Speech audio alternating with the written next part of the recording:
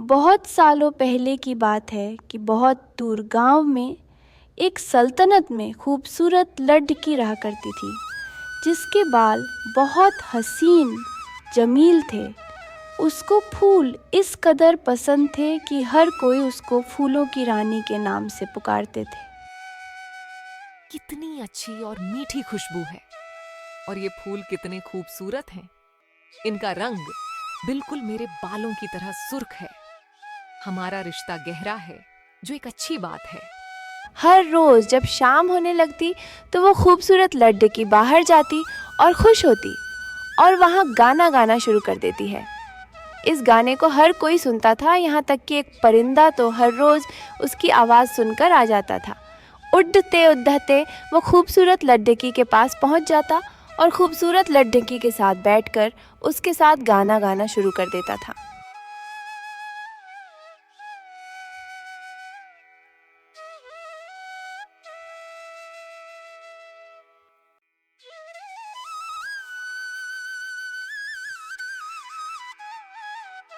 ऐसा कई सालों तक चलता रहा। एक दिन शहजादी खुशी से लुत्फ अंदोज हो रही थी तो महल के करीब बैठी एक बदसूरत चुड़ैल ये सब देख रही थी। वह चुड़ैल इस खूबसूरत लड़की से जलती थी। जब भी वो इस खूबसूरत लड़की को देखती तो वो मसीहत जलती थी। एक दिन वो यह सब देखकर जादू करने लगी। हो जा सिमसिम सब सुरखुराक में तो जादू से स्याह हो जाओ।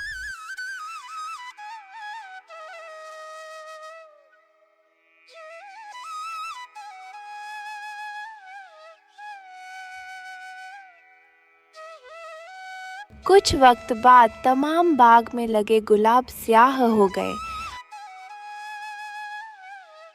अगली सुबह जब वो खूबसूरत लड़की नींद से बेदार हुई तो उसने अपने बालों को स्याह रंग में पाया। अगली रात जब वो लड़की गाना गाने की जगह पर गई तो वो खूबसूरत चिड़िया भी उसके साथ शामिल हो गई। इस रात खूबसूरत लड़की के बालों से सुर्ख रोशनी नहीं फैली। इस गाने को सुनकर सब गांव वाले सो गए, लेकिन इस रात सबको बुरे ख्वाब आए और वो डरने लगे। इस तरह वो खूबसूरत लड़की और वो परिंदा बहुत परेशान थे और वो एक दूसरे को देख रहे थे। फिर खूबसूरत लड़की ने परिंदे से कहा, मेरे प्यारे दोस्त, मैं क्या करूं कि मेरे बालों का रंग अच्छा हो जाए और लोग सारी रात आराम से सो जाएं। मैं ऐसा करती हूँ कि अपने बालों को गुलाब के पानी से साफ करती हूँ। इससे मेरे बाल दोबारा सुर्ख हो जाएंगे। इसके अलावा मेरे पास दूसरा कोई रास्ता नहीं है। खूबसूरत परे, आपने मुझे बुलाया, बताओ क्या काम है? मैं हाजिर हूँ आपकी खिदमत में। आज मेरे नहाने के लिए गुलाबों के पानी का इंतजाम किया जाए। मैं सुर्ख पानी से अपने बाल को साफ करूंगी। फिर उस नुकरानी ने अपने बाप से लाल गुलाब इकट्ठे किए और इनकी पत्तियां तोड़कर पानी में शामिल की। खूबसूरत लड़की के नहाने के लिए गुलाब का पानी तैयार हो गया। जैसे ही इस खूबसूरत लड़की ने अपने बाल इस पानी में डाले तो वो सुर्ख हो गए।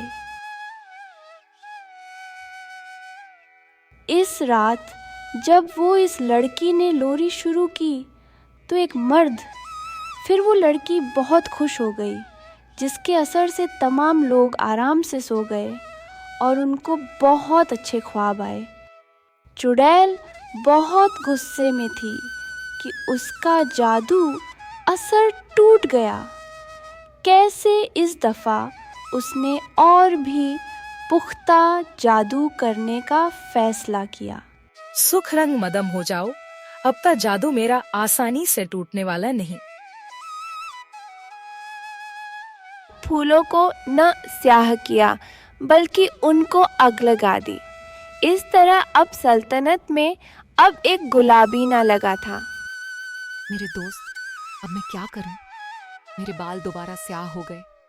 मुझे लगता है मुझे दोबारा वो अमल करना होगा। लेकिन अब मैं गुलाब कहां से लाऊं? पूरी सल्तनत में अब कोई गुलाब नहीं बचा। शहजादी जानती थी कि अब उसके पास कोई रास्ता नहीं बचा, इसलिए वो रोने लगी। तब महल में एक शहजादा दाखिल हुआ जिसके हाथ में सुनहरी डब्बा था। उसने उसमें से एक चीज निकाली और नीचे फेंका। देखते ही देखते उसके यहाँ गुलाब का फूल आ गया। शहजादे ने फूल उठाया और शहजादी के यहाँ चल दिया। कहीं इस सुर्खुलाब को तो नहीं ढूंढ रही आप? बेटा, आपने ये लाल गुलाब आखिर ढूंढा कहाँ से? बादशाह सलामत, बचपन में मैं आपसे मिलने आया था। मैं और शहजादी एक दूसरे को पसंद करने लगे थे। जब मैं वापस जा रहा था तो इसके बाल मैंने चुरा लिए थे। फिर शहजादी ने भी मेरे बालों की एक लत चुरा ली थी। फिर इस तरह मैं आपसे शहजादी का हाथ मांगने आ गया। ये बिल्कुल सच है पापा, मैं भी आपको कुछ दिखाना चाहती हूँ।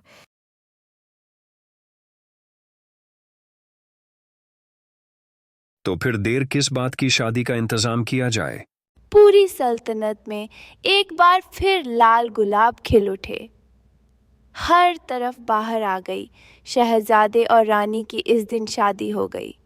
जादू टूटने पर वो जादूगरनी एक बूढ़िया औरत की शक्ल में तब्दील हो गई। अब हर कोई आराम से सोता था। शहजादी अपना गाना गाती थी, चिड़िया भी उसके साथ गाती थी। अब हर तरफ अच्छा था।